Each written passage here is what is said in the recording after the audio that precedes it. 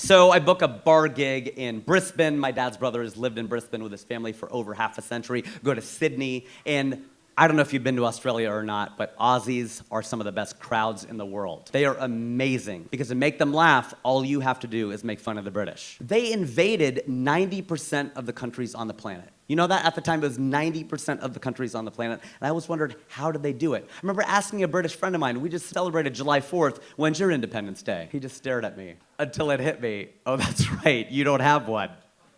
You just have days that other countries gain their independence from you. But how'd they do it? I think it's that voice. That British accent does something to people.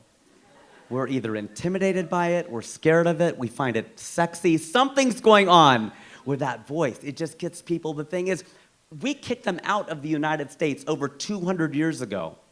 And we invited them back in when we needed judges for American Idol. And America's Got Talent. And Top Chef. Because it sounds better coming from them. We still want them to judge us. Why is that? Why are we seeking we broke up with them. They should be seeking our approval. But I guarantee you they are not. You were never gonna see the Great British Bake Off hosted by Larry the Cable Guy. You can use the British voice to your advantage. If you ever need a late checkout from a hotel, use the British voice. Because Azhar and I were in Hyderabad, and we've been talking and solving the world's problems till 6 in the morning. We realized we need a late checkout. We can't really do a great British accent. We call up Mo Ammer, a really good friend of ours. And he's in Cairo. We put him on FaceTime. We called down to the front desk. He can do a spot on British accent. I can't. I'm an Indian guy doing an impression of a Palestinian guy doing an impression of a British guy. So, Polaroid in the sun, okay? It's not gonna be quite as good, but he goes, cheerio, could you just be a dear? And do you mind giving us, our flight got rerouted through Spain. Is there any way maybe you can give us like a 4 p.m. checkout? He asked for a 4 p.m. checkout. And we got it! Do you have any idea how late that is? That's an hour later than the check-in of the next day. That is a really late checkout. And by the way, my wife's family hates this joke because they're Gujarati and they run hotels and stop telling everybody how to get a late checkout. It's because everything sounds right in that accent. If I say to you right now, sir, 2 and 2 is 5, you're like, no, it's not. But if I go 2 and 2 is 5, love, you got to think about it. That's right. Because the British are smart, I'm sure that's probably applicable to them like anyone else. They get a lot of credit because of that accent. They're not that smart. Right? You do know that the British used to send their criminals to Australia. I'm not making that up. You know that, right? Australia was a penal colony for the British. But I don't know if you've been to Australia. It's a way better place than England. It's warmer, it's larger, cooler animals. I think if the British were really that smart, they would have gone to Australia and left the criminals in England.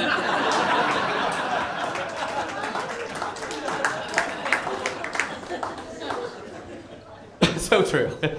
Needless to say, the Aussies ate that up. And while we were planning the trip, we thought, while we're in the area, we'll go to Africa.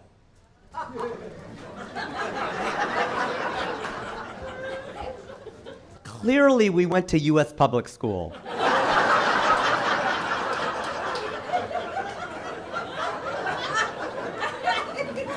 And if you're not laughing, so did you. Because Africa is nowhere near Australia. We found this out the hard way. We're like Southern Hemisphere. How far could it be? Really, really far. I got news for you. The Southern Hemisphere is just as big as the Northern Hemisphere. 18 hours later, after connecting through Singapore, we land in Johannesburg. And we loved South Africa because my wife's mom was born in South Africa. In fact, we have a lot of family down there, and we loved it. We loved everything about South Africa, except for the name. They sort of gave up when they named the place, didn't they? What direction is it? South. What continent? Africa. Done. We're not going to put any more thought into this at all. Then again, we do the same thing here in the United States. We have stores here called mailboxes, etc. Linens and things. Bed Bath Beyond. What's the etc.? What things? Anything could be in that Beyond section. What's in it? We flew home through Paris, so that was Europe for us. And the French, being the French, insisted that every comedian on the lineup at this bar gig do at least one joke in French. I've not taken French since college. Does anyone here know what the word is for now in French? Wow, look at this, very cultured audience. Literary and cultured, I love this. That's right, maintenant. Maintenant. 3 syllables, that's a long word for now. By the time you get finished saying maintenant, it's no longer maintenant. They like that one too, okay. Good, glad. Good. You guys are an amazing audience. I feel like I don't even need to do the punchline of the joke. Like, you're just with me from the setup. I feel the love, you know what I mean? Because every joke has a setup and a punchline. Sometimes some tags, little punchlines after it, but it's basically a setup and a punchline. And there are actually comedy clubs in the United States called The Punchline. There's one in Atlanta, there's one up in San Francisco, and I do really well at those clubs. But I think I would crush at a club called The Setup. If all I had to do was set up a joke and walk away, I would be amazing. I would be the king of that comedy club. You ever go to a 3D movie and they give you the red and blue glasses at the beginning of the film? You ever do this thing in the middle of the movie where you take the glasses off your face just to see what the screen looks like without the glasses? So weird. You ever drive along in your car and you look down at the odometer and it's like 9,995, 96, 97. You get all excited because you're like, oh, I'm going to see it turn 10,000 on this trip. Maybe you go through a drive-through, check your phone, and then you look down again, it's 10,002, and you're like...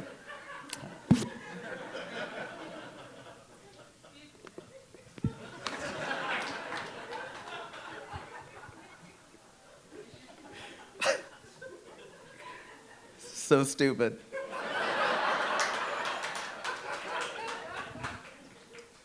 You ever landed at LAX and you're really, really tired, and so you get on one of those moving walkways and you lean against the moving handrail, but it's moving at a different speed from the walkway?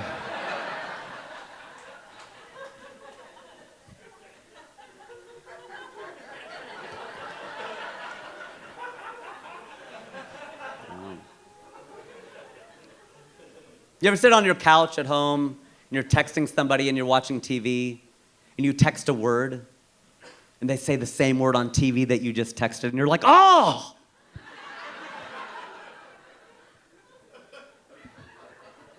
Just 40 more of these. You ever out with a group of people and you ask somebody to take your picture with a camera phone and they line up, you're all ready, and then somebody stands right next to them with another camera phone, and now you don't know which one to look in? So you sort of split the difference, and you look like an idiot in both of them. That bit is so dumb, but I love it. It's hard to go back to real jokes after that. I thought about it, though. I was like, what is the dumbest thing you've ever heard? Like, the dumbest thing you've ever heard. I got to go back to high school geography. There was a girl in our class who could not understand how it was possible to go downhill and north at the same time.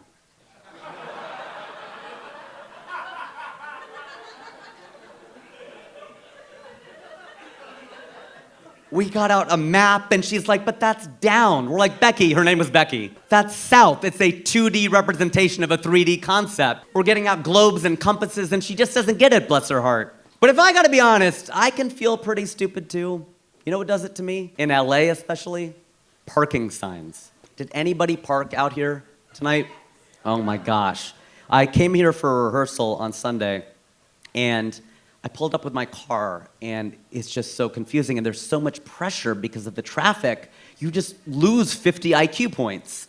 You just can't read. You pull up with your car and you're like,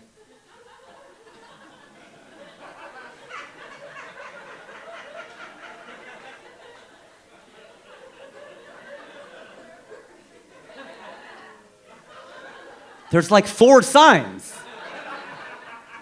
The whole pole is covered. What do these say?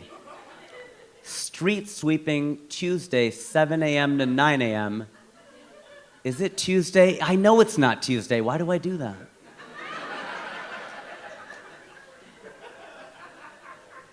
2-hour parking except Sunday. Does that mean I can park for 2 hours on Sunday? Does that mean I can't park at all on Sunday?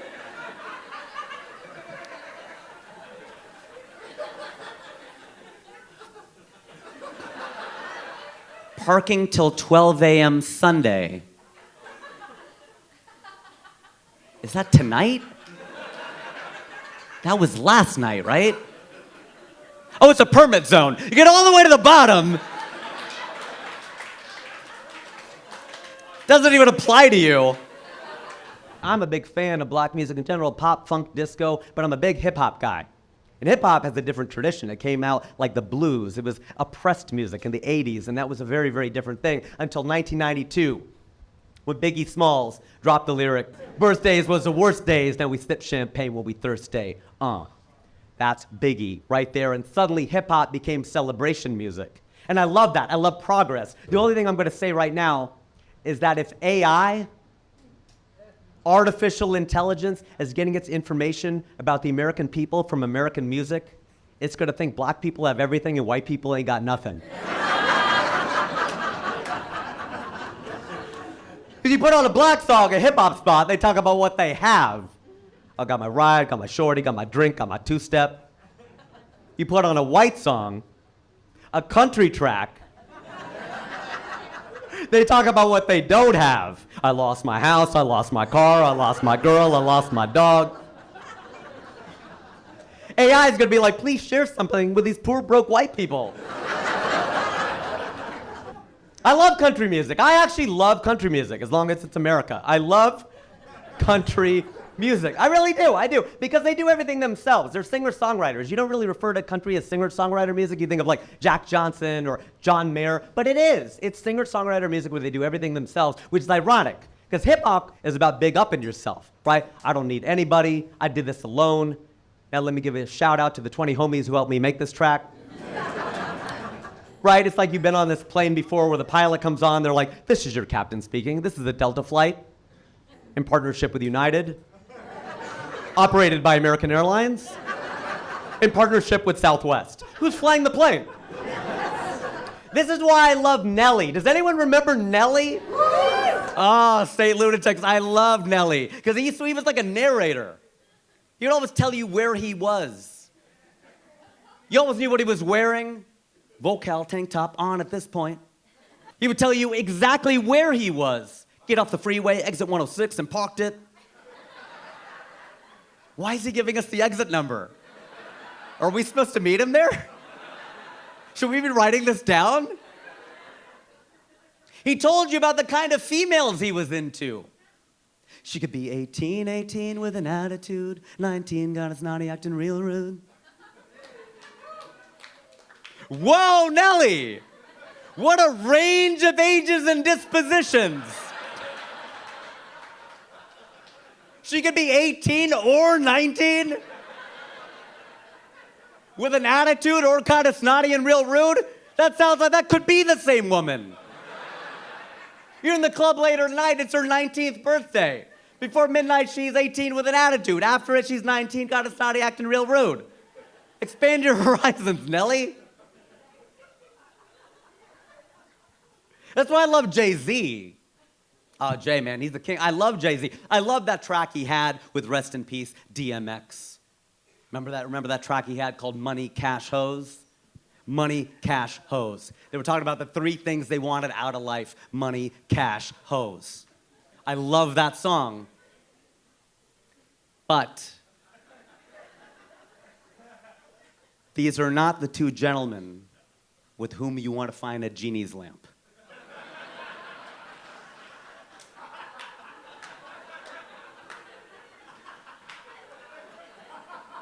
You rub it, the genie pops out, you get 3 wishes. We'll take money, cash. You dumbass, that's the same thing. Let's get some hoes and go home. Hoes. What a word. You don't hear that word much anymore. That's probably a good thing. Because I remember the House of Pain song. Remember that? House of Pain? They had that song called Jump Around. And he goes, I'll bust him in the eye. Then I'll take the punk's hoe. It's kind of aggressive. I was an innocent suburban kid. So I thought he was saying, I'll bust him in the eye, then I'll take the punks home. I was like, well, that's nice of him. You get your ass kicked, but you get to ride to your house.